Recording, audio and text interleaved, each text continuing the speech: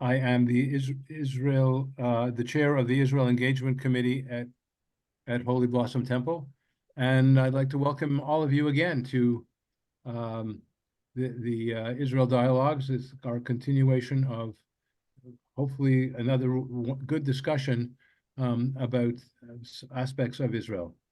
So I'm going to turn it now over to David DeWitt to welcome you on behalf of the committee and also introduce our speaker. Thanks, Les, very much. Our session today is, I think, significant for a number of reasons. For the first time in a while, we're going to be not only hearing from an expert on Canada's relations with the Middle East, both current and past, and we often get that, obviously, through John Allen's presence and involvement. But Mike Molloy, our guest for today, has a unique profile because he straddled the realms of refugee policy and operations in the Middle East and elsewhere, as well as serving as a diplomat in the region. The session today is entitled Past Efforts to Make Peace When Canada Mattered and Might It Again. Mike's long career in the Canadian Foreign Service has ranged from serving in Tokyo and Beirut and Kampala, Minneapolis, Geneva, Amman, Damascus, and Nairobi, as well as, of course, in Ottawa. He's been the department's director of refugee policy. He served as counselor for humanitarian affairs at the Canadian mission in Geneva. He managed immigration and refugee operations in Jordan, Syria, and Eastern Africa. In 1996 to 2000, he was Canada's ambassador to the Kingdom of Jordan. And following that, he was Canada's special coordinator for the Middle East peace process that, if I recall correctly, really worked out of Ramallah. Since his retirement from government service, Mike has been involved in research and writing, and among publications are 3 volumes that focus on Jerusalem. So it's with that it's really a pleasure to welcome Mike.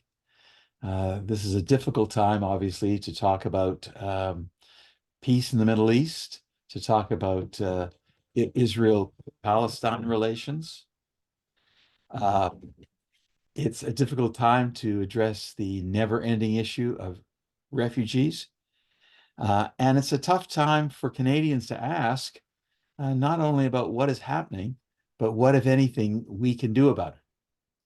So it's a pleasure to have Mike here to, first of all, reintroduce us to a period of Canadian history where many would argue we made a difference. We helped set the agenda. We helped bring parties together in the multilateral talks. We showed initiatives in areas of great concern. The question is that many of us might have is, well, where are we now? And where might we, or is there a possibility that we might be able to make a contribution in these difficult times? So with that, Mike, happy to turn it over to you for your introductory comments, and then we'll open up for a conversation. And I should remind everybody that in the notification that came out this morning, to remind you of today, there is an attachment, which is a single page, which we'll be referring to during this session. So if you can open that up, you'll see that page on your screen as an aside. Okay, Mike, over to you. Thank you. Well, thank you, David. It's an honor and a pleasure to be addressing such a distinguished group of people. I kind of welcome this because I hadn't thought about it in a long, long time. I've been retired for over 20 years now, but with what's been going on in Gaza and the mess that the world is in generally, I guess it was time that I go back to this and at least think about it. I haven't had a chance and ability to look at the old files, so in some cases my memory be a little bit weak, and I'm going to have to simplify some very complicated events and processes in order to get at least the essence of what I'd like to talk about today.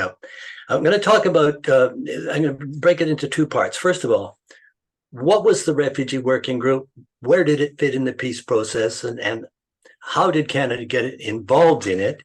And what did it actually attempt to do? That's the first part. And then the second part is my own, I was involved from the beginning as a kind of advisor, but eventually in the year 2000, I was given the job of being the peace process coordinator, which meant, among other things, being in charge of the refugee issue, the refugee in the context of what was left of the peace process at the time. So let me begin, first of all, with the background as to how this all came about. In 1991, many people will remember that the Americans led a coalition that ejected Saddam Hussein's forces from Kuwait, country that he decided to take over and incorporate into his own country. The U.S. led a coalition that included most of the Arab countries, and as a result of the victory, American prestige was at a pretty well all-time high. We were told that when it was all over, the Americans consulted the Saudis about whether they should now push to democratize the Middle East or whether they should work on bringing peace between the Arabs, the Israelis, and the Palestinians. No big surprise, of course, when the Saudis said, "Oh, why don't we try and bring about an end to the conflict?"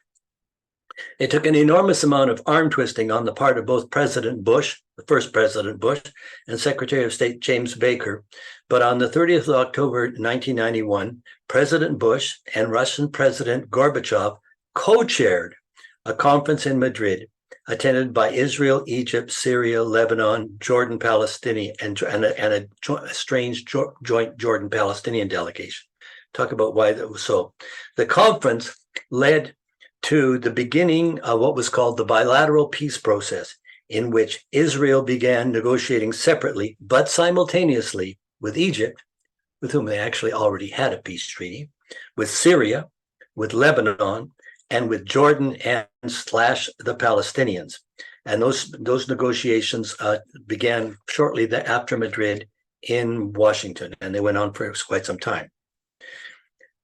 A month later, December 1991, the Soviet Union collapsed.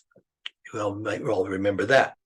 Nevertheless, there was a second conference held in Moscow in January 1992, 2 months later. And the goal was to launch something new, a multilateral peace process to deal with regional and cross-border issues among Israel, Palestine, and their neighbors, with the involvement of the European community members, Japan, Canada, and other countries with resources or capacities to help deal with these cross-border regional issues. It was a clever invention of the Americans to draw in and cement the support of their main allies to their efforts. It also allowed them to keep everybody else out of the bilateral talks, so that it gave everybody a role. When the Canadian delegation headed out from Moscow, they were given to understand there would be four multilateral groups to deal with these cross-border issues. One was water, one was environment, the next one was regional economic development, and the fourth had to do with arms control and regional security. As it happened, Canada had lots of things to contribute to all four of those groups. And when the Canadian delegation, led by Minister Barbara McDougall, left for Moscow, they had instructions to try and get the job of chairmanship of the Water Working Group, which was viewed as a nice, safe, technical issue on a subject that Canada knew something about. It would keep us out of the main issues. On arrival in Moscow, McDougall was immediately taken to see the United States Secretary of State James Baker, who explained that there was a problem and Canada was the solution. The Palestinians had made it clear that they would not participate in the multilateral process unless there was a fifth working group, a refugee working group, to deal with the issue of Palestinian refugees. Israel was far, far, far from keen on this, but it saw the multilaterals as venues where, for the first time, Israeli officials could engage their Arab counterparts directly on a range of issues. So this was the first. So this was very important for them. McDougall. And so the Israelis said, okay, we'll agree to a refugee working group on one condition, and that condition is that Canada chairs it. They believed, and rightly so, that Canada would be very, very careful and responsible in handling the issue. Baker made it very clear that the purpose of the refugee working group was not to solve the issue. The solution to the issue could only come about with an agreement by Israel and Palestine, Palestinians bilaterally. Our job was to try and improve conditions in the refugee camps and predispose people to understanding that if the peace process succeeded, things would get better. So that was what we were to do. At the time, I just returned from work after a long bout of medical leave. And my boss called me in to tell me that the Middle East Bureau had asked me to join the Canadian team that had just got back from Moscow because they didn't have anybody with any refugee expertise. I was, for various reasons I won't go into, I was a bit reluctant to do so, but I did finally agree to go, and I must say I was welcomed with open arms by the Middle East gang. I had a day to kill before I actually had to get down to work with them. So I thought, well, what I'm going to do is get down my collection of United Nations High Commission for Refugees resolutions going back to the 50s and see if I can find anything that might be of use to me in the refugee working group. So I reviewed them all, and I didn't find a single thing that would be the least bit useful. The Palestinian refugee problem emerged before the UN Refugee Convention, before the creation of the UNHCR, and before the refugee regime that's been in place ever since there. And it was profoundly different in its character than the refugee problems that kept popping up in the subsequent decades. Preparing for the first meeting of the refugee working group, which would take place in that old train station across the street from the Chateau Laurier, we worked with an outstanding American diplomat by the name of Dan Kurtzer, who would later serve as American ambassador to both Egypt and Israel. We learned the Americans were determined to avoid what they called the UN Debating Society syndrome. Our boss, Mark Bro, would not be the chairman of the refugee working group, but would be the gavel holder. That struck us as odd. And if we allocated work to subgroups headed up by other countries, they would be headed by a shepherd. Things seemed rather kind of rural in the way they were looking at these sort of things. There would be no written reports. There would be no debates about the reports. At the end of every meeting, the gavel holder would read his report to the delegates, and they could copy it or not, but there would be no paper. So this was a different way of working. As opening day approached, Prime Minister Mulroney came under severe pressure from the Canadian Jewish community to cancel the meeting. After all, this meant Palestinians would be coming to Canada. My colleague, the late Michael Bell, flew to Washington to consult the Director General of the Israeli Foreign Ministry, who happened to be in Washington at that time, and asked him if Israel wanted the meeting to proceed or not. The DG made a couple of calls and the pressure stopped. Israel sent a delegation to the first meeting, but on arrival, took a look at the delegation list and decided that one of the Palestinians on the delegation was a member of the PLO, It was illegal for Israelis to deal with the PLO.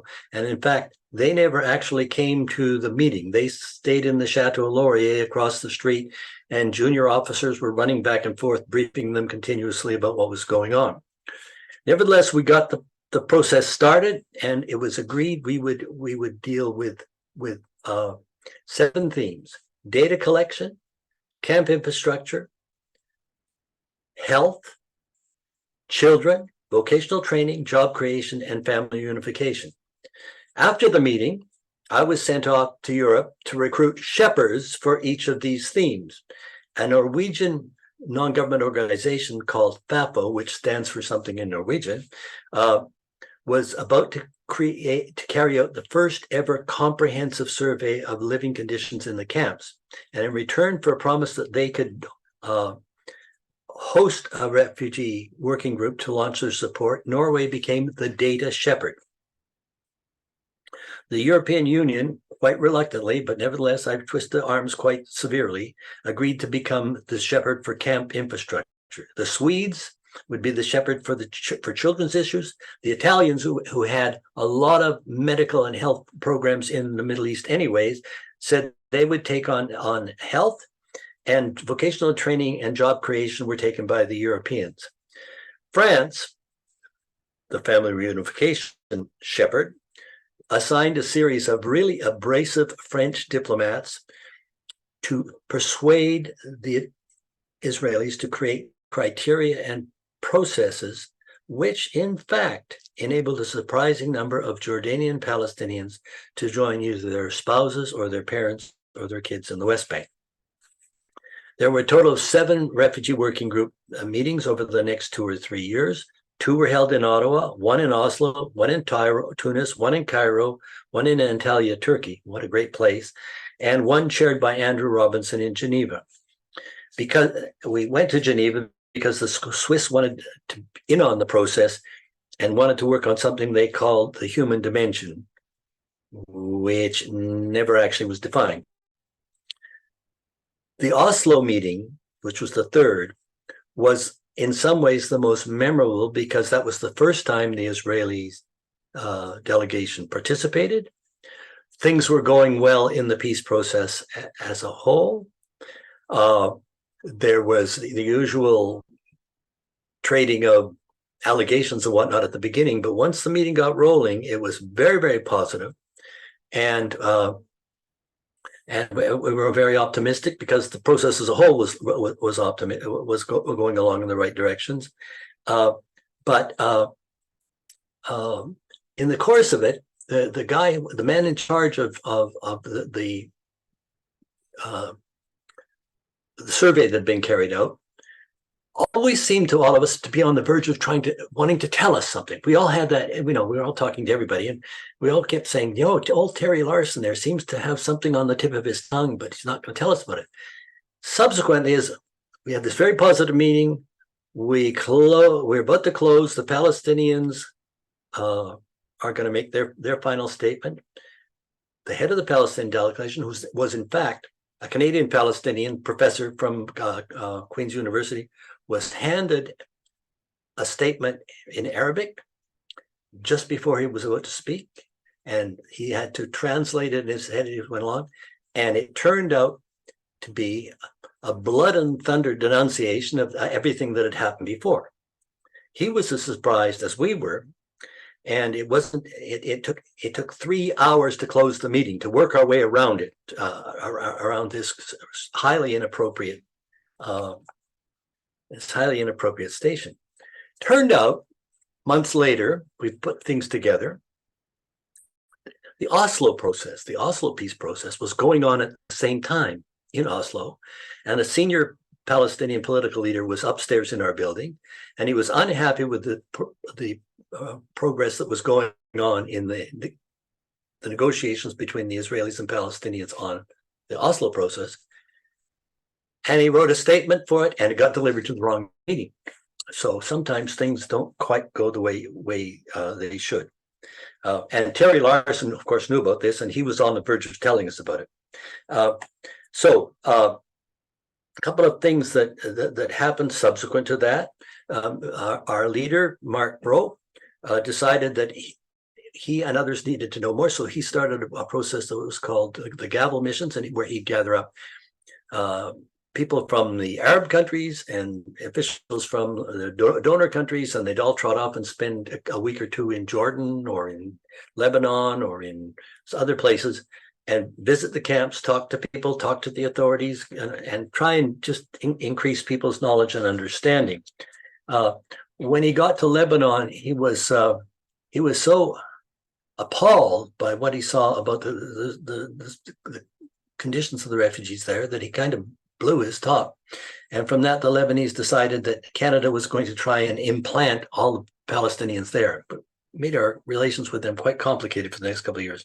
He also learned that from the period when Israel had occupied Sinai after the 67 war, about 9,000 refugees from Gaza were transferred to the old Canada camp where the Canadian UN peacekeepers had lived during that period after the Suez War, to make room for roads and whatnot through the camps in Gaza. And when the peace was made by the Egyptians and the Israelis, these 9,000 people were stranded on the other side.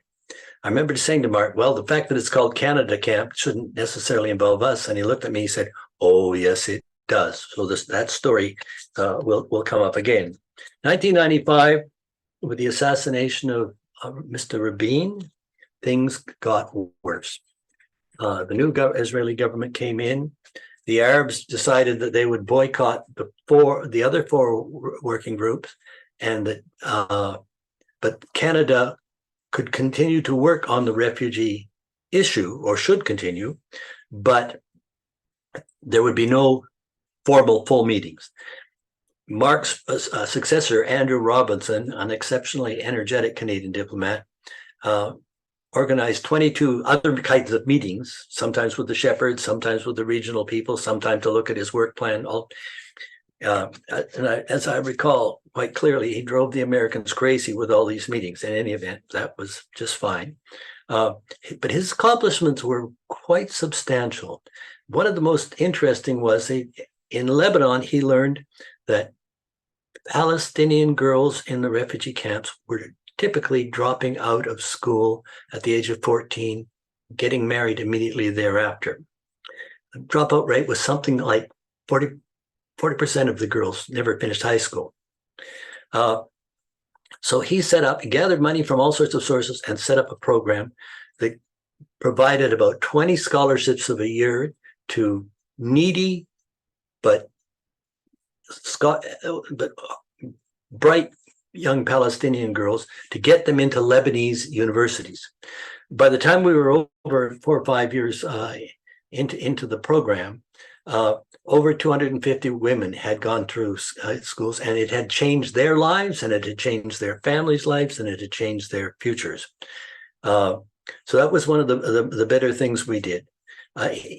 Andrew also took up the challenge of all those 9,000 people stranded in Gaza who wanted to go home, or stranded in Sinai who wanted to go home to Gaza. Can you imagine wanting to go home to Gaza?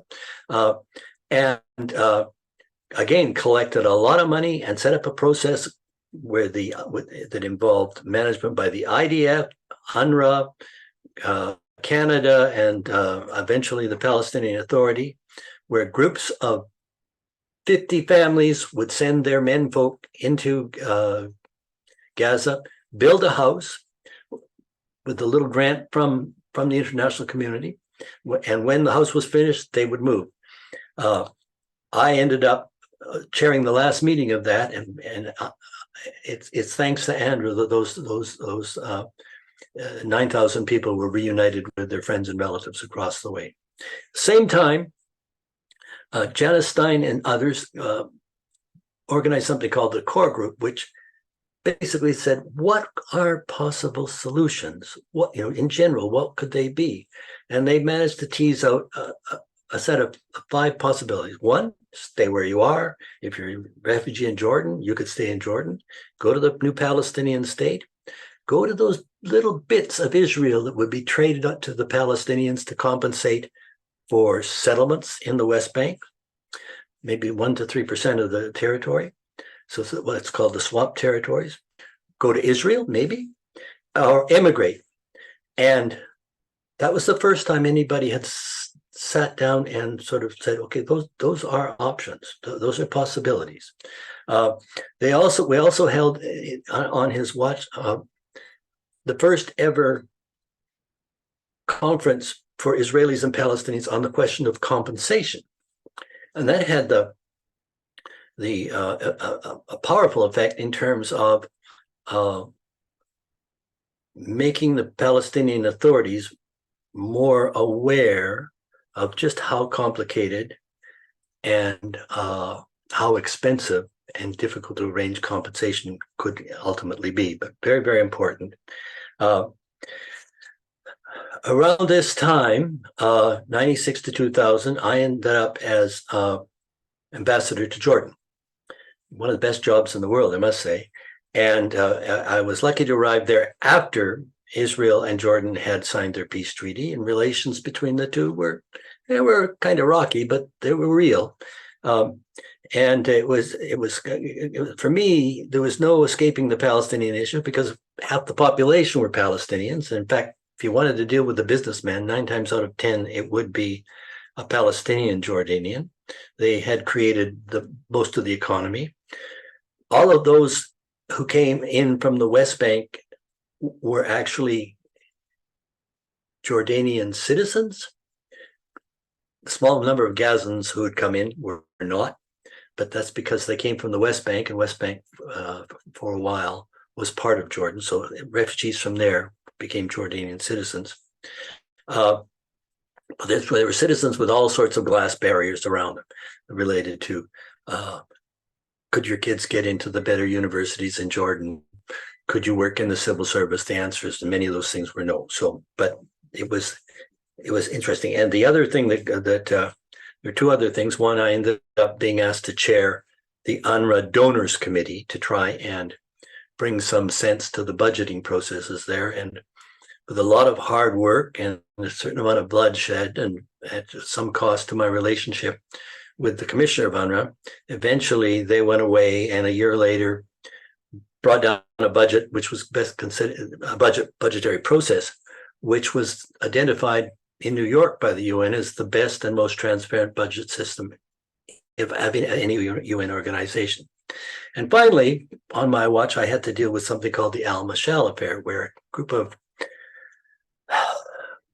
Israelis with Canadian passports came over and tried to assassinate a Hamas operative in that country. Made my life quite complicated for the following year till we straightened and settled things down. Now, during this time, in terms of the peace process itself, we had the Camp David talks, which came as close as any to actually coming to a proper resolution. As Clinton's term was coming to an end, he laid down something called the Clinton parameters, which basically said, here's the outline for peace. The Palestinians get 94% of the West Bank, 1/3 of the land gets swapped to compensate for the settlements. Jerusalem will be divided according to where people actually live. A small number of refugees would be allowed to come home.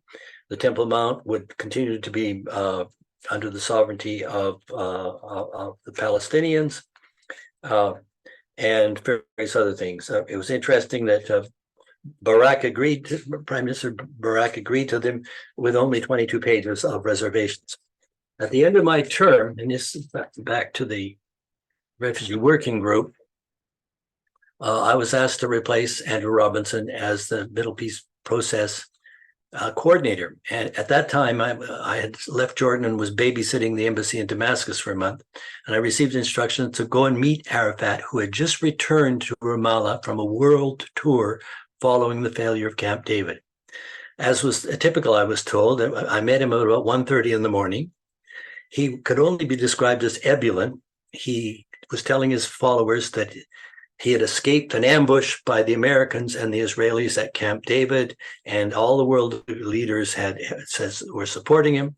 he told me to carry on my noble humanitarian work for refugees.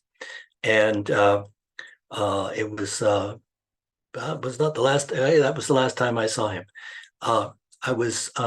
What I remember most about how small his hands were, and they looked like dead man's hands.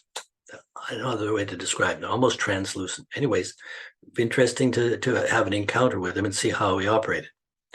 While there, I also visited the Nabil Shath, who was the Minister of Planning and Foreign Affairs for the Palestinians. And after our meeting, as we were going out, he turned to me and he said, "Do you have any idea how the refugee problem can actually be solved?" And I thought to myself, here is the guy in charge of planning, and he obviously hasn't given it any thought. I thought, well, that's an opportunity for us, at least we have thought about it. Now, my term as peace process coordinator started the day the second Intifada started. And all the multilaterals were frozen, including the refugee working group. That was it. That was all over. So what to do? And I thought, well, maybe I'll just sit at my desk here, read the files, and ask for another posting a year from now. And instead, I was summoned to the Prime Minister's office and told by Claude Laverdure, who was the Prime Minister's Foreign Affairs advisor, that the refugee working group was of importance in the government's relations with both the Israeli and the Palestinian Canadian populations. And he didn't know what I was going to do, but I was to do it. There was no walking away from it. We were to find a way. So when in doubt, go and consult. So I hit the road. I went to Russia, talked to Russians about this. They didn't have much to say. I went to a meeting of Arab academics at a place called Minster Lovell in Britain. And one of them said something to me that became part of my mantra. He said, the Middle East is going into a period of wasted time, but there's no reason for you Canadians to waste the time. So please don't give up. In Sweden, I met the ambassador for humanitarian affairs, and he struck me. He said something to me that hit me so hard that as soon as I was done with him, I went and wrote it down so that I would not forget it. And he said to me the following: "You are the Canadian Foreign Ministry. You can do things the rest of us can't do. Stop wasting time on development. Tackle the hard policy issues." And that became, okay, so I'm not going to avoid the question of what actually has to happen. And I'm not going to worry about welfare. Other people can do that. I'm going to work on the hard issues. I traveled through the Arab world, and even the Syrians who had never come to a single multilateral meeting and denounced the whole process said, when we're thinking of closing the file, said, "No, please, Canada, do not close the file. Continue to work on the refugee problem. We want you to work on it." And I got I went and visited the American team as they were packing up. It was the end of Clinton's term, of course, and Dennis Ross and Aaron Miller, the two main movers in that, were literally cleaning out their desks. But they told me a couple of things that gave me some clues. One was that during the Camp David negotiations, which were so messy, the issue of compensation came up, and all of a sudden the two sides started using the same language, just talking about the same processes, talking about how these things work, not necessarily agreeing on anything, but basically we're speaking the same language for the first time. And it was clear to me that what they'd learned in our compensation workshop had stuck. Same time, the follow-up talks that took place in a place called Taba to Camp David, the idea of the 5 possible solutions: stay where you are, go to Palestine, go to the swapped territories, go to Israel, immigrate, were central to the discussion. So it seemed to me, it was clear to me that the teaching we had done through these things, the passing on of knowledge and ideas, had actually taken root. So when I was through with my travels, I decided I would send a memorandum up to our minister and basically said, there's 3 things I'd like to do. First of all, I want to keep our carefully built refugee working group network, the shepherd countries and all the other people that we worked with. Want to keep that alive just in case we need it. I want to tackle the core issues now, not worry about welfare in the camps. And I want to get work on jumpstarting Israeli and Palestinian policy thinking about refugees, just in case and or when there is another round. And that eventually realized that this was taking the emphasis off the refugees and putting the emphasis on the policy thinkers and the future negotiators. And that was our target. Now, I'm going to digress at this point because to tell you about one thing that happened along the way. In my travels, we were in France talking to the French about family reunification when I got a call from Don Sinclair of our Middle East Bureau. And he said the Americans had asked whether I would be willing to stop, go back to London, and host a meeting that the Americans thought would be quite important. And if we wouldn't do it, they would ask the Norwegians. And I thought, well, we're not going to let the Norwegians do it. We'll do it. Anyways, it turned out, and this is a bit vague, people involved with the Warner Brothers heirs, along with a professor from UCLA, had gathered together a group of very interesting Israelis and Palestinians, and they wanted to bring them together to see if together they could work out a way to get the fighting stopped. But this time, this is the first fall of the first Intifada. Things are very, very nasty. Among the Israelis was a famous war correspondent and journalist called Zev Schiff, and an academic by the name of Shai Feldman. On the Palestinian side, there was a brilliant Palestinian by the name of Khalil Shikaki, who was in the survey and policy business, and another well-connected fellow by the name of Basil Jabber, who worked in the sort of the center of the Palestinian Authority. So we persuaded the High Commission to give us a room, and we had about 25 people show up. It was quite a large group. And after the usual yelling and screaming back and forth and blaming each other for the Intifada and the disorder, they gradually got down to a very serious discussion of how could we actually get this bloody fighting stopped. And they didn't come to any conclusions, but they were engaged. And so at the end of the meeting, they decided we'd like the Canadians to host another meeting on December 25th in Jerusalem. Well, I said, I've got a date with Santa Claus that day, but we can do it on a day or two after. And we did. Janice Stein came with me to that one. And we met at the Notre Dame Center, which is a Catholic pilgrim facility, right on the Green Line, so that Palestinians could get at it easily, and the Israelis as well. Situation was very grim in Israel-Palestine at that time. The Palestinians literally sneaked into the building because if they were caught talking to Israelis, they could have easily been killed by their own side. When coffee break came, they insisted that the food be left outside, and we chased away the waiters and stood at the stairs to keep anybody from coming, and they'd rush out and get their stuff and bring it in. The meeting was kind of a mess.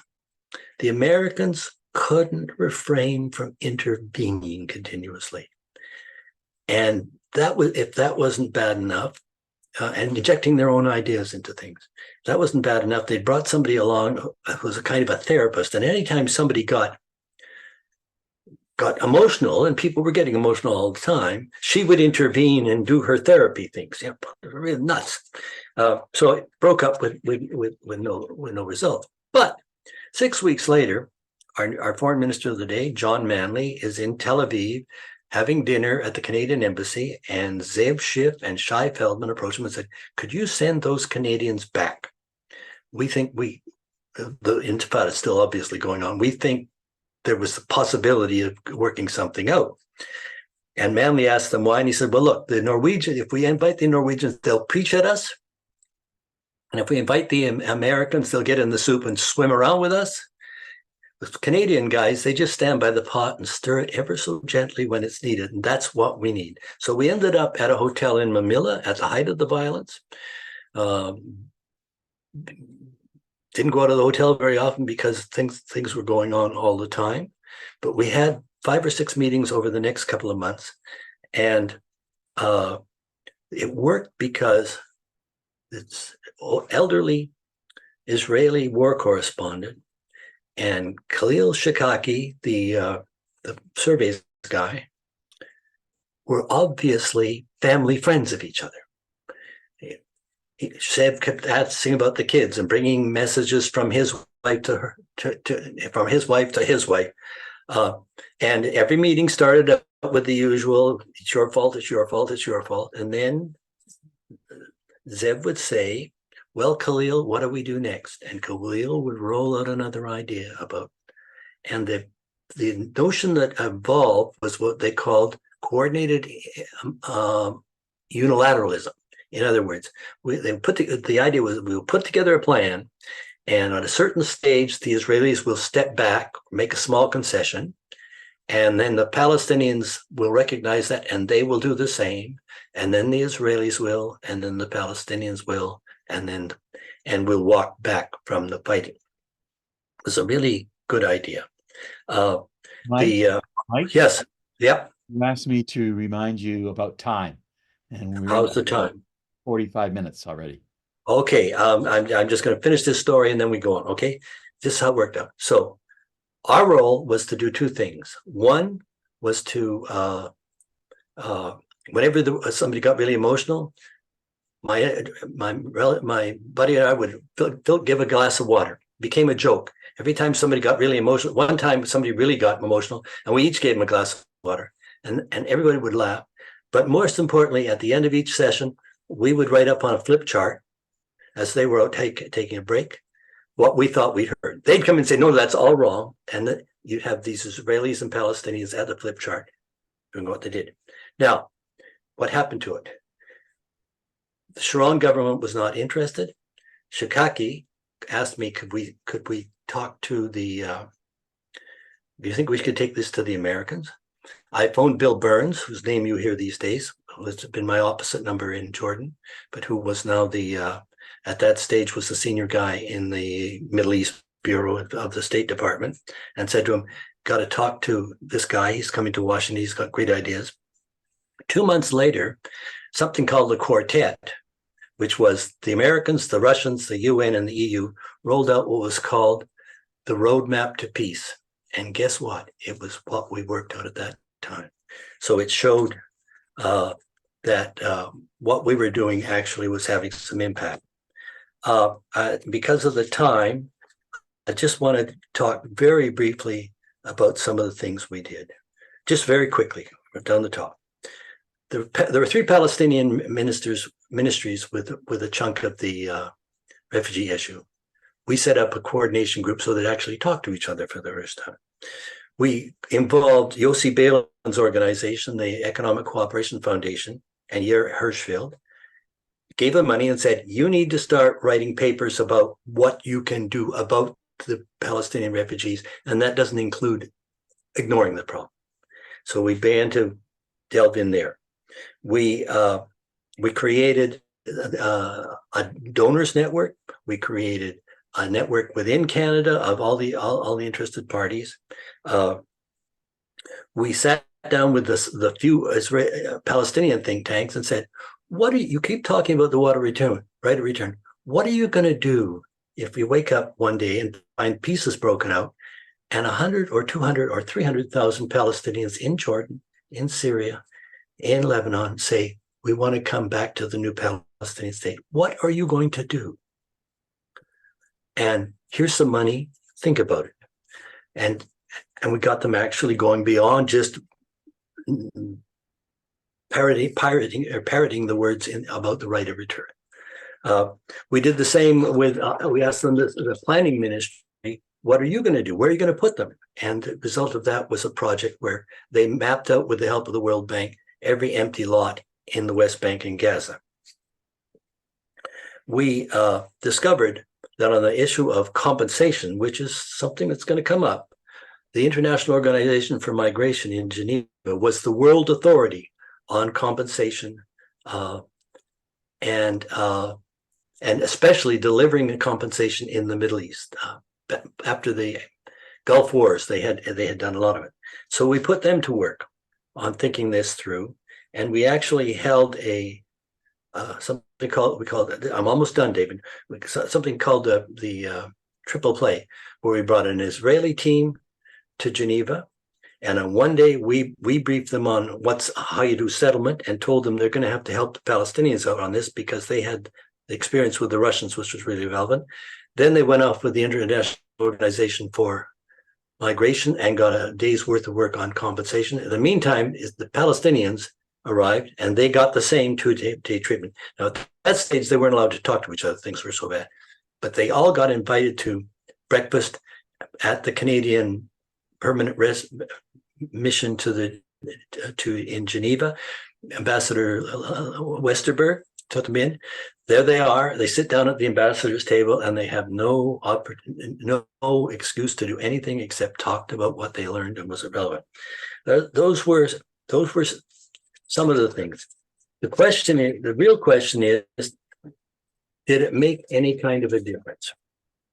Well, if influencing the way the programs go, injecting ideas, injecting rigor into the thinking about it, stimulating thinking in the international community, in the Palestinian community, among the Arabs, and in Israel about this really serious problem that ain't going to go away anytime soon.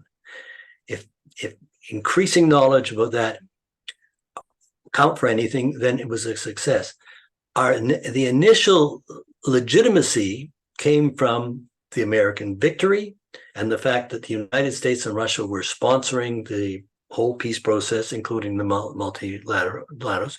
We were able to take a role in that US managed system, and we far exceeded their expectations in what we were actually able to do. It built enormous credibility for Canada among our European partners. The Israelis trusted us not to do anything foolish. The Arab neighbors and the Palestinians were really impressed that we stuck with it. And eventually, once the rest of the multilaterals fell away, the credibility we built of ourselves carried it forward for several years. So it was worth doing. Can it be replicated? Exactly, probably not.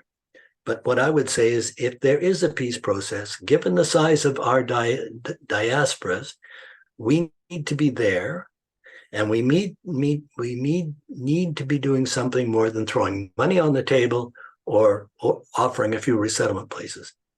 We need to be using our brains and our resources to actually influence the process for the better.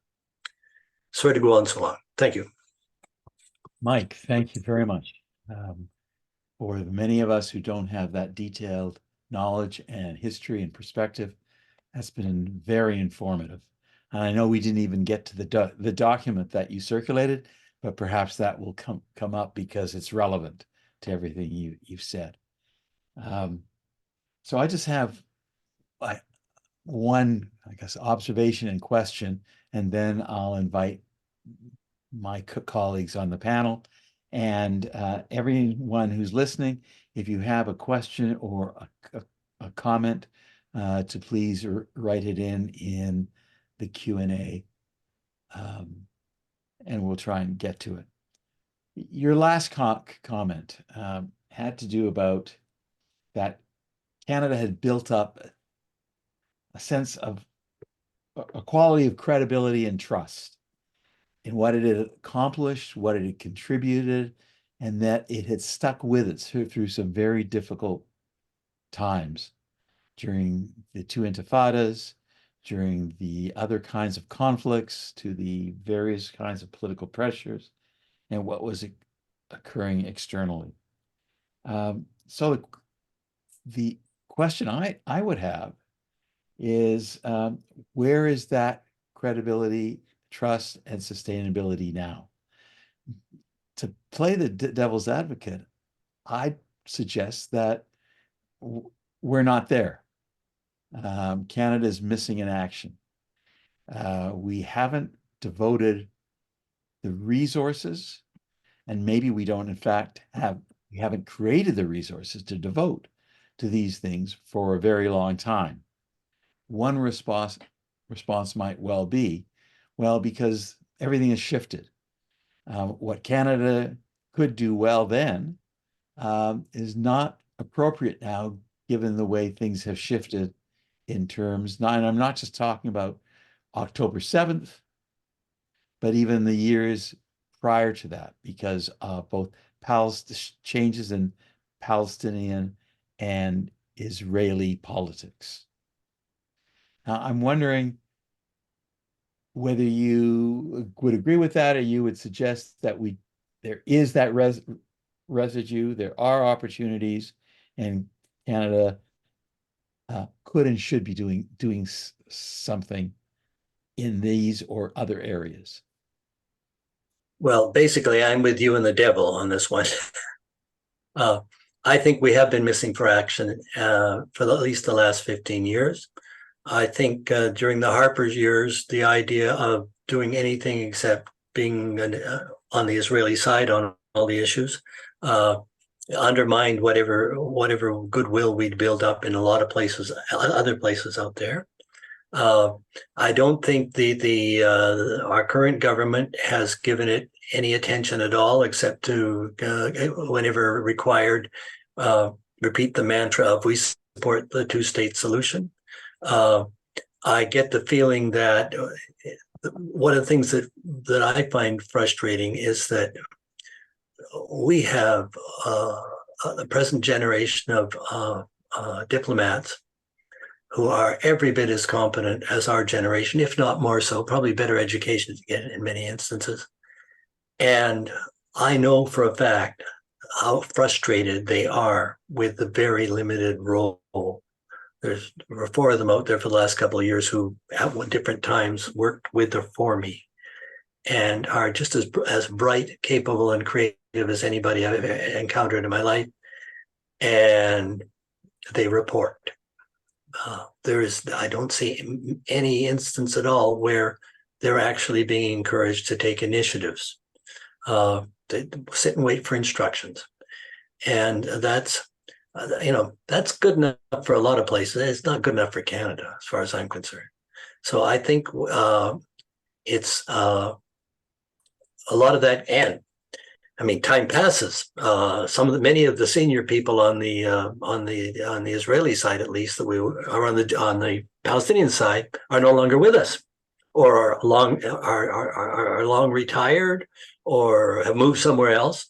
So the memory of what we did there, and subsequently when we worked on, after retirement, when Michael and I worked on Jerusalem, memory of that is probably long gone.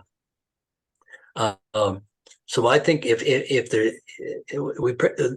have to essentially, if we want to play a role, we have to start again. And it's a question of will we ever have a government that will be bold enough to say, well, we want to do more than be a donor. We want to actually influence things. But I can't contradict anything you say. I've stayed in quite close touch. Many of the current or about to retire ambassadors were trainees who worked with us on the first and second editions of the meetings of the Refugee Working Group. And many of them have gone on to be ambassadors in their own right. And bright, capable people. But on this issue, I don't think the successive government have actually wanted us to do more than be a source of funds. Okay, Mike, thank you. Before turning on to a former colleague of yours, who was our ambassador to Israel, let me ask Mark Anshin, and then I'll turn to John. Mark. Thank you. Thanks, Mike, for the very detailed and interesting historical overview. I was going to touch on some of what David already raised in terms of what are the practical implications of what we learned, what are the lessons learned from your stories, your historical review of what happened during your time and how that might play out and be relevant to a peace process that we're not ready for yet. And when I say we, I mean Israel and the Palestinians, certainly in the midst of this horrible war. It's not the time, and nobody has an appetite today to start talking about peace. But but we have to assume that at some point it will happen.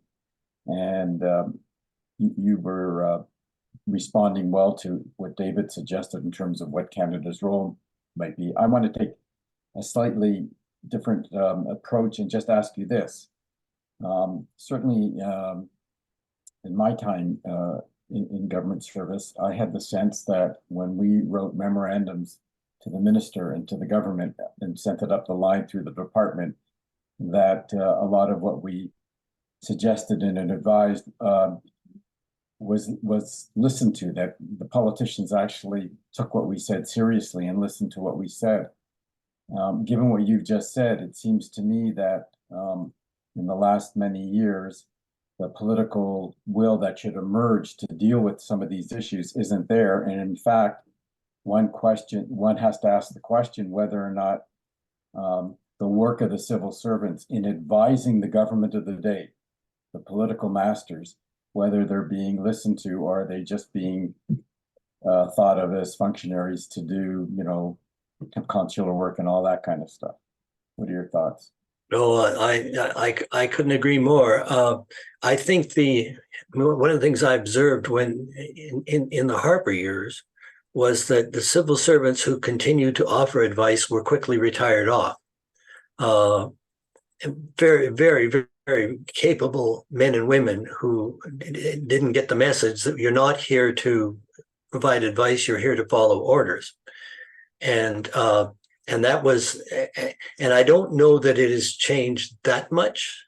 I mean, I think it's somewhat better under the current government, and I can't believe when you look at the things that are, I mean, I think there's more advice going up, but it's not, I don't believe it's at the same level that we did. I mean, when we had undersecretaries who were really people of substance and who had deep knowledge and could count on the brain power of the whole organization. I think the spirit of the public services or the role of the public service as a whole has drifted kind of in the direction of the American model, where the public servants are there to administer and deliver programs, but what they think about things is of no interest to the political class. And I think that's very dangerous, because you get people who don't understand complicated issues making decisions about things that they don't understand. And I think there was never any doubt, at least in my experience, we provided the best advice that we could. It was up to them to take the responsibility, yes or no, but our responsibility was to provide them with the best advice we could, the best options we could. And once they decided, then we implemented what they did. But I don't know if it's happening the same way today. I get the feeling, and there's a couple of departments I follow quite closely, and what I see is quite discouraging. I don't know why you'd want to be a public servant today. Thank you, Mike.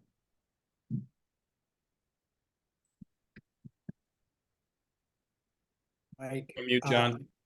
oh, sorry. You're okay. Yeah, you can hear me? Yep. Yeah, I think it was you that's on mute, David. So, I mean, I'll just give you my 2 cents worth. I agree 100%. This government is not interested in getting involved in the Middle East. It's frankly not interested in getting involved in any serious foreign policy issue, except, I guess, Ukraine. But I would say that I'm not sure there's any role for Canada to get involved in the Middle East right now. I mean, the Middle East is a mess, and the U.S. isn't certainly asking anybody to get involved. And I think what we all had to say is for another time when there is a possibility that, you know, we can talk about peace again and Canada should get involved. I want to kind of shift though to UNRWA. There's some really disturbing news out in the today about UNRWA. We don't have to talk about that right now, but I would like to hear your views on UNRWA. I know you were once asked to be the head of UNRWA. There's lots of criticism by the Israelis of that organization. There was before the war. There is increasing criticism now. What's your take on UNRWA? You know, a couple of Israelis, an American and Israeli, have written a book. It should be wound down immediately, et cetera, et cetera. Do you have views on it and what it's doing, in, you know, in Gaza and in the other countries where it operates? Oh yeah. The first thing about UNRWA is it was created at a time when the global refugee regime had not even existed. Okay, so there's its foundation, its intellectual policy foundations were very incomplete. They had no mandate to work for solutions, unlike UNHCR, which UNHCR is all about finding solutions, temporary, permanent, whatever. In UNRWA's case, they were to simply maintain the population. And I have good friends who say yes, and they kept the refugee idea alive. Well, you know, the first thing I would say to that is, yeah, they kept the refugee alive. People didn't forget where they came from. And if I can be so bold, the Jewish community was wandering for 2,000 years, and they didn't forget where they came from. So why would the Palestinians, who are right next door to where they used to live, forget? So did UNRWA help or hinder, or did the education plan? People don't forget what happened to them. It's as simple as that. And so, and there's in terms of and it's also really important to remember, if we're going to go back to international law, when a population is occupied, it is the responsibility of the occupiers to look after their welfare. Now, Israel, so if we were going to apply that, UNRWA could be legitimately involved in Jordan, in Lebanon, in Syria, because those refugees have crossed the border and they're strangers in a strange land. And so if you take the UNHCR model that people are always talking about, those people certainly should be, could be legitimately looked after by a UN agency or an international agency. Those that are in the places that are occupied should be, if you're going to play that up, it should be Israel that's paying for the education and the health care and the safety and the security, because they are the occupation power. And that's why successive Israeli governments, while critical of UNRWA, have never said, let's get rid of it, because if they get rid of it, they're going to be on the hook. And it's a very messy. Now, UNRWA is problematic down to the chromosomes, partly because of the mandate, which is just look after people, but also the way I describe it is it's a dinosaur that survives an environment that would kill mammals. Okay. And you know, when I was involved in their donor board, they were down to less than 100 expatriate officers. And the remaining, whatever it is, 30, 40,000 teachers, doctors, nurses, welfare workers, all that sort of stuff, were all Palestinians. And so you can complain, well, they're UN employees, they should be neutral. Well, pretty hard to be neutral if you're a Palestinian lady teaching in a school in Gaza. And particularly if you're a UN employee that's being paid 10% of what other UN employees could get. So the organization is flawed, and it was flawed from the beginning. But anybody who thinks we can just shut it down immediately needs to think again about, and the day after, what will happen? Will the people in Gaza just be allowed to starve? I mean, in places like Jordan and Syria and whatnot, you can see the governments with some help taking over the facilities. But what happens in the occupied territories after the day after?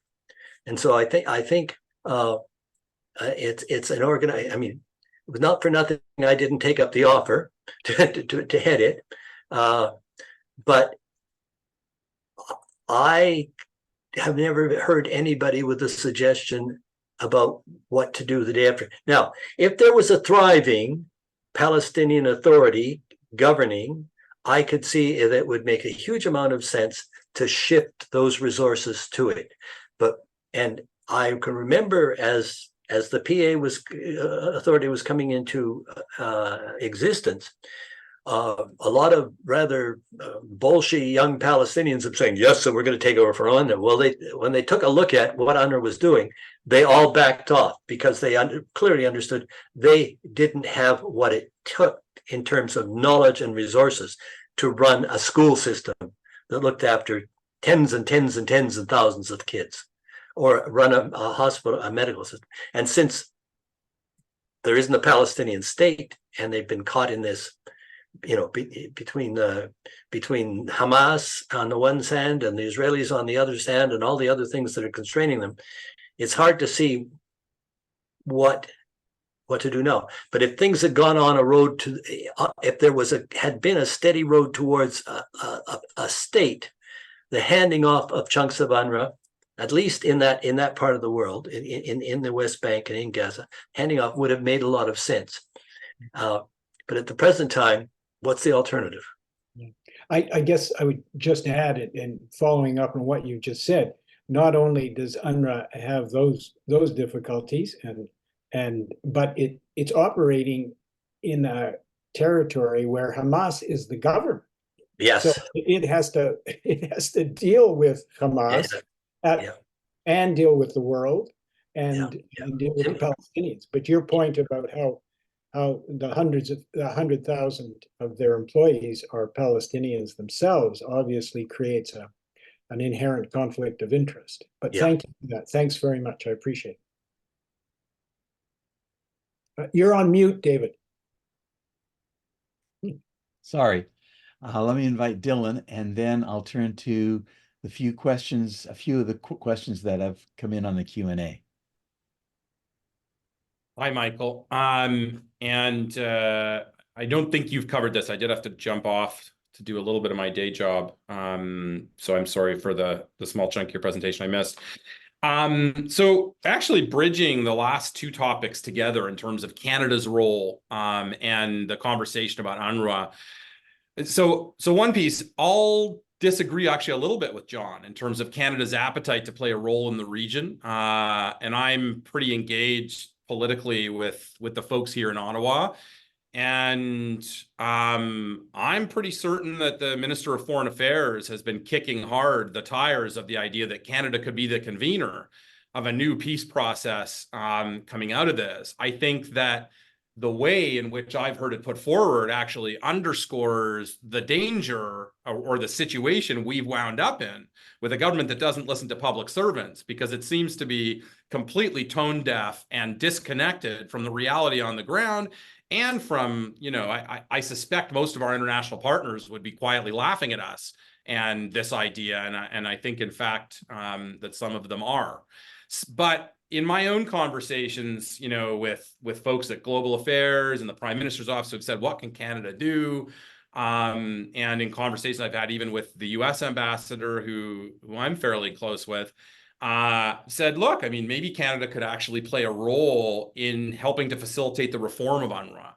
So I guess, if there are areas in that debate of where could Canada make a concerted difference on state building or possibly on the UNRWA piece, would love your opinion on that. And then secondly, are there ways in which UNRWA could be reformed, pressure could be brought to bear on them to stop, as I know, you constantly get the refrain from the Jewish community, teaching in UNRWA schools, if there's 4 Jews and 2 get murdered, how many Zionist occupiers are left standing, et cetera. And make it a force that's a little bit more constructive, or at least takes away those problematic elements. It is not going to be easy, because, and particularly under the current circumstances, you can't reform something when it's in the middle of the current crisis. But I really do think that it does need to be rethought, and it will mean, among other things, going back to the General Assembly or the Security Council, but mostly the General Assembly, since it was created by them, with a new mandate. And I would say that would require some careful thought, and looking at aspects of how UNHCR operates. And the real question would be, is it appropriate to say that this welfare agency becomes the vehicle that solves the problem?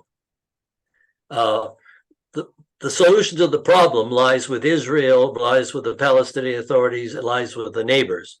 A bunch of UN bureaucrats sitting in Gaza can't solve the refugee problem on their own. Ultimately it's a political problem that requires some hard choices along the way by all the players about what are the solutions? I mean, and the current solution is warehousing. Warehousing people. Now, in places like Jordan and Syria, to a certain extent, the camps and the circumstances are porous. Like in Jordan, most of the refugees are no longer living in camps. They're out there as Jordanian citizens, earning their living, supporting themselves. The poorest of the poor, the least qualified, are still in the camps. So the question is, what could you do, say, in Jordan, to deal with that population, to get them to the point where they're productive citizens in that country? In Syria, God knows what you do. In Lebanon, you get caught up in their confessional politics there, and they restrict the Palestinians more than the ironic thing is that before Syria went down, the best deal for the Palestinians was there, because Palestinians didn't have to serve in the military like the Syrians did, but they could go to university and they could rise to the level of deputy minister in that government. So oddly enough, I mean, the Syrians were very good at sharing the misery with the Palestinians, very, very well. But that leaves us with the question is, what do you do with 2.5 million people sitting in Gaza? And what do you do with the people, the refugees in the West Bank? I mean, there's lots of people in the West Bank that aren't refugees, but what are the solutions? And it's not for those kinds of situations don't get solved by international law, and they don't get solved by international organizations. They get solved by political will and tough decision making, and then the application of resources. Is it worthwhile expending an enormous amount of energy on reforming UNRWA? It is if we're going to assume that the refugee situation will never be resolved. But you can't go into Gaza with a bunch of external teachers. Where are you going to get them? You're going to send Norwegian teachers into Gaza? Forget it. It's a question of, are we going to? And this is why the refugee question and the question of the state are intimately linked. There is no way those people are going to be resettled outside. If we offered 100,000 visas to Palestinians to come to Canada, I'd be surprised if 10,000 came. I would be really surprised. They like the place, you know, they like their country. They like where they're attached, and they've been conditioned in whatever it is, 60, 70 years from the Nakba to strengthen their attachment to the place. And so UNRWA's problems are just a symptom of the problems of the refugees themselves. And so, as I say, should we put our energy into reforming it, or should we put our energy into coming to a point where they're no longer refugees and they can support themselves and they can live like citizens rather than refugees? It's a question of what do you want to do. If you can't solve the problem, then resolving or reforming UNRWA makes sense.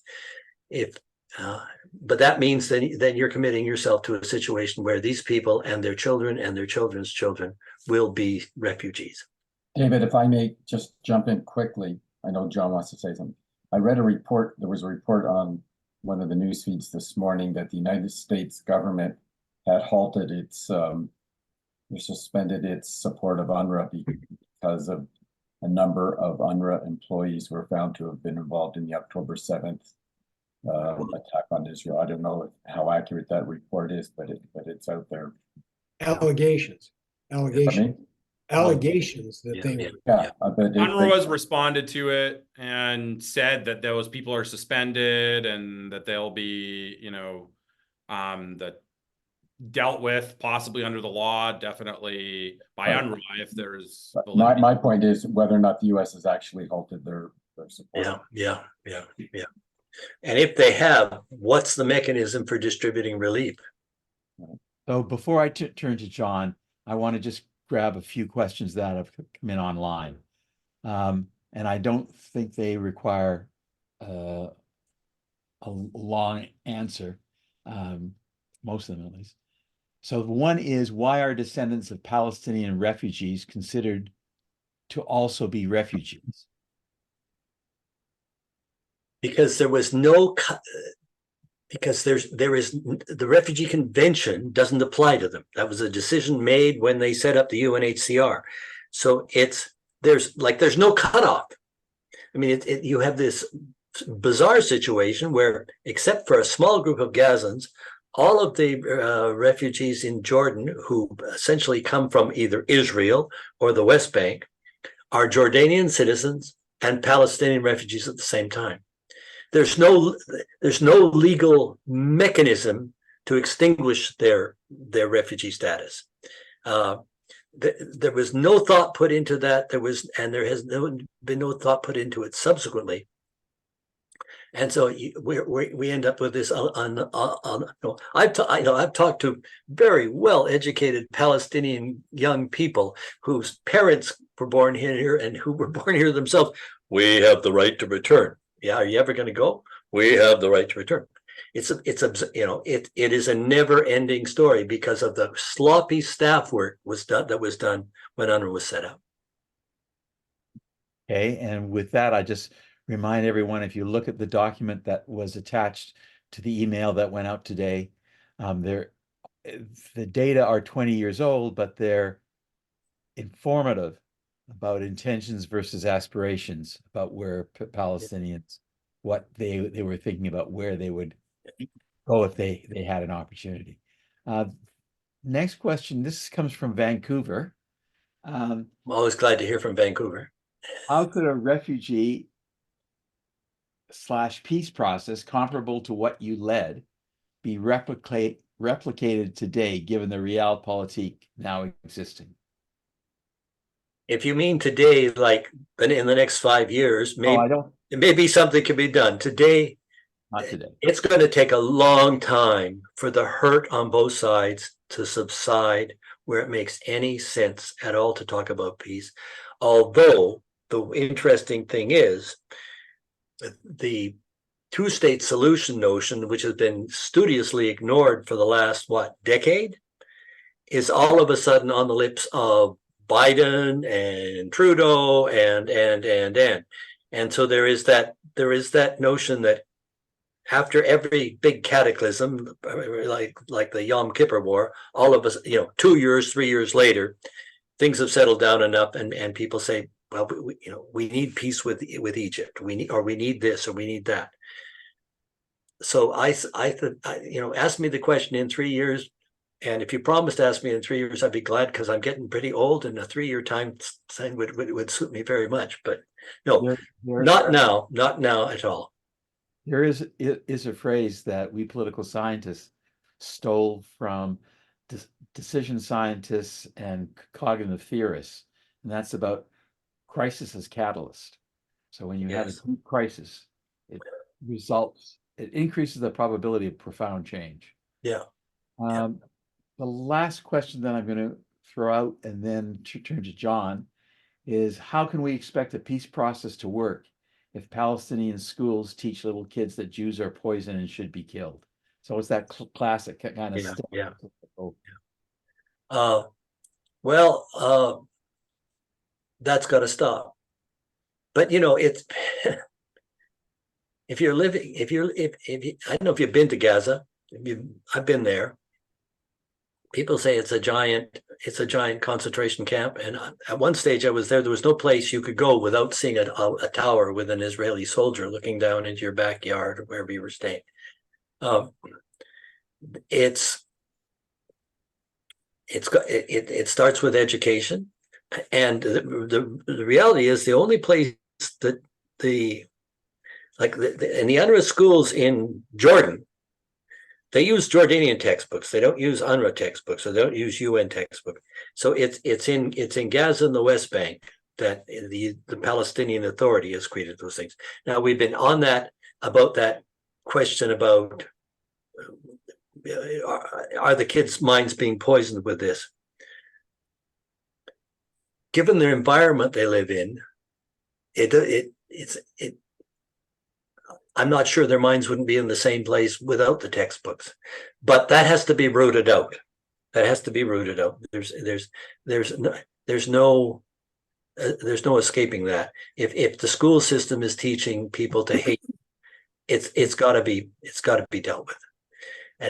And it's not that there haven't been efforts to do that over the years. And there's also, you put whatever you want in your textbooks. What are the teachers actually saying? That's the other issue. Not the, it may not be, you may have perfect textbooks, but what the teachers are actually saying. Okay, let me turn to John for our final question. Yeah, well, I just want to address this question. First of all, I have talked to former legal advisors of UNRWA. This issue is always on the top of their agenda. The United States Congress conditions its aid on the issue of these textbooks. The British Council and the EU have all done studies of this. I am not suggesting there aren't problems from time to time, but this is an issue that is constantly raised by people that are trying to get rid of UNRWA. I think it's bogus. It's largely bogus. And I agree entirely with Mike. Given the situation in Gaza, you don't need textbooks to have Gazan Palestinian kids unhappy with Israel. I'm not suggesting that 4 minus 2 equals blah, blah, blah. That's horrible stuff. But UNRWA is more than aware of it.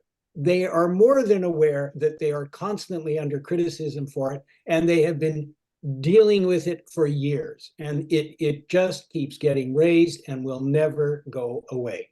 If you want to criticize UNRWA, criticize them for real things, but not because some textbooks every once in a while end up with something before UNRWA goes after these people and corrects it. So, I mean, I just think there are a lot more serious things to deal with than this issue, which never goes away. So before I turn it over to either Les or, Rabbi Kay's aunt, to thank you, Mike. Oh, Dylan, you have a question? I wasn't going to raise a question. I was just going to counter a little bit John's piece, which is, I think it's true that we look at the situation of Palestinians today and say, well, it's really, really difficult. And how could they reach a different conclusion? But I also think if you look at the citizen participation in what happened on October 7th and, has happened in other instances, you raise a really difficult piece for Israel and saying Israel should walk away from the Palestinians and leave them to their own state. Is there a way to do that? Is there a possibility to do that when this is what's being taught in schools? I mean, we all remember the cartoon or children's show with the different life-size Barney style animal that martyred. The animal changed every month or so because the animal martyred itself, killing Jews. That problem is real, and I agree. I mean, UNRWA shouldn't be used as a scapegoat, but Hamas leaders are sitting in Qatar with billions of dollars in international aid money. The United Nations, our tax dollars are funding this too. And the idea there should be no accountability for something that is driving the conflict forward, or at least that we shouldn't work to improve it, I think is a valid thing to bring up. Notwithstanding all the other points, that there's no other option, that UNRWA needs to continue to function. It's an example of the impossibility of the situation, but I don't, look at them as blameless and entirely altruistic in the realities that have been borne out by their presence in Gaza and other places. Well, I'll just counter by suggesting that polling done up until October 6th in Gaza suggested that 27% of Gazans supported Hamas, as opposed to what the president of Israel said, which was all Gazans are responsible for what happened. And I would suggest that unfortunately, we've got a mirror image on the other side where the majority of Israelis think that all Gazans are responsible for this, and all Gazans want to destroy Israel and want a Palestine from the river to the sea.